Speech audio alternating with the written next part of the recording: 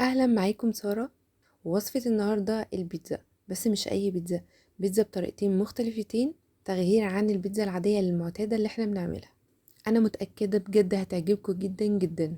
يلا بسرعة بسرعة نبدأ ونشوف الطريقة بتاعتنا.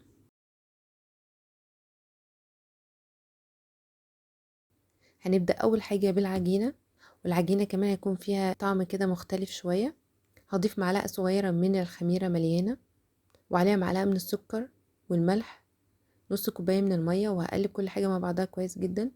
هضيف معاها كمان منكهات، انا بحب اضيف قوي بقالي فتره في المعجنات، اضيف بصل وتوم باودر، زعتر مجفف.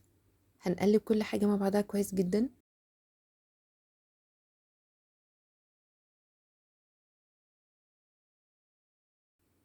هضيف الدقيق.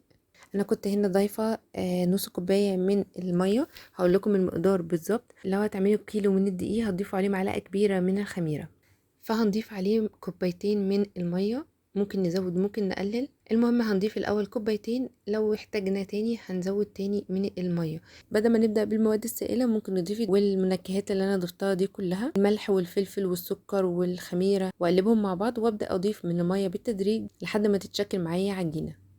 انا مش هعجن بايديا ومش هعمل اي حاجه، زي ما انتم شايفين كده انا وصلت للعجينه اللي انا عايزاها. في النهايه هضيف معلقتين 3 كبار من الزيت، وهبدا ان انا ادخل الزيت في كل العجينه.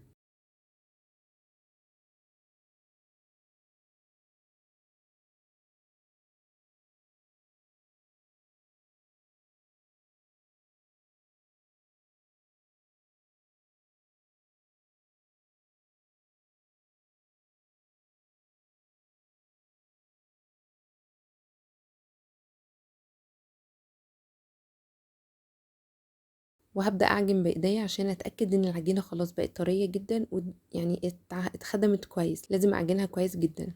أغطيها وأسيبها في مكان دافي لحد ما تخمر ويتضاعف حجمها. وأول حشوة هنعملها مع بعض النهاردة هنستخدم فيها بيستو، وده هيكون بديل عن صلصة الطماطم. زيت زيتون، جبنة بارميزان أو ممكن نبدلها بالجبنة كمان الموزاريلا هتكون حلوة. تركي مدخن ومقطعاه مكعبات كده أو مقطعاه بشكل عشوائي قطع كده. شيري توميتو، هي المفروض تعملوها بالشيري توميتو بيبقى طعمها حلو، بس ما كانش عندي متوفرة دلوقتي، فنستخدم ايه؟ هنجيب الطماطم ونقطعها مكعبات صغيرة وهنستخدمها عادي يعني.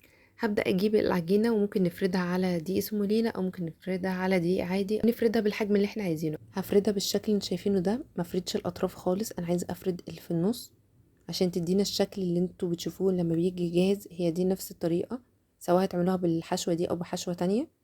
ونفس عجينة البيتزا دي هي نفس العجينة الأصلية. العجينة الأصلية بتاع البيتزا عمرها ما بيضيفوا عليها زبادي، ولا عمرها بيضيفوا عليها أي حاجة، هي مية ودقيق وخلاص، وبيعجنوا معاها حبة زيت والخميرة طبعا. بس أنا ضفت شوية حاجات في العجينة عشان تديني طعم أكتر، ويبقى مديني كمان توازن مع بقية القطم اللي أنا هعملها.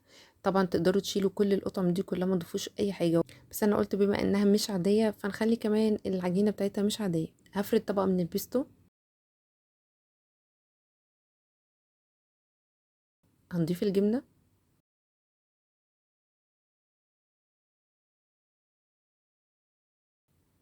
التركي،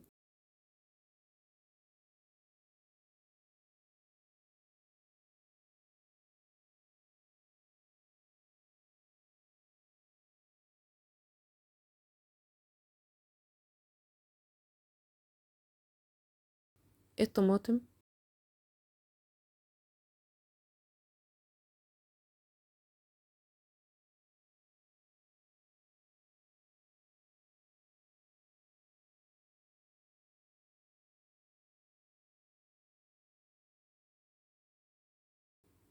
جبنة كمان على الوش.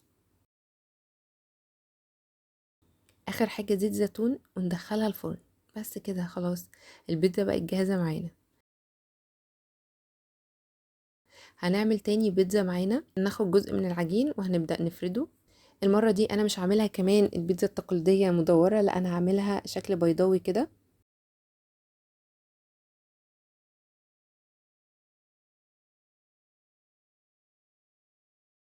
وهبدأ افرد عليها. ده كان عندي صوص مشروم انا اللي عاملاه، اللي كنت عاملاه معاكم قبل كده في الستيك. باقي عندي كمية فقلت استخدمه، وبجد طلع طعمها مش قادر اقول لكم واوصف لكم قد ايه حلو قوي. فردتها على العجينة بالشكل ده.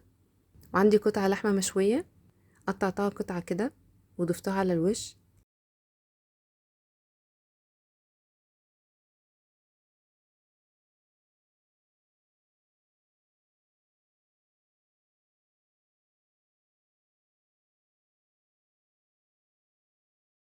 هندخلها الفرن على درجة حرارة عالية قوي في الرف اللي تحت، وهنسيبها لحد ما تكون استوت. مش هتاخد معانا لحد ما تستوي يعني اكتر من 10 دقايق.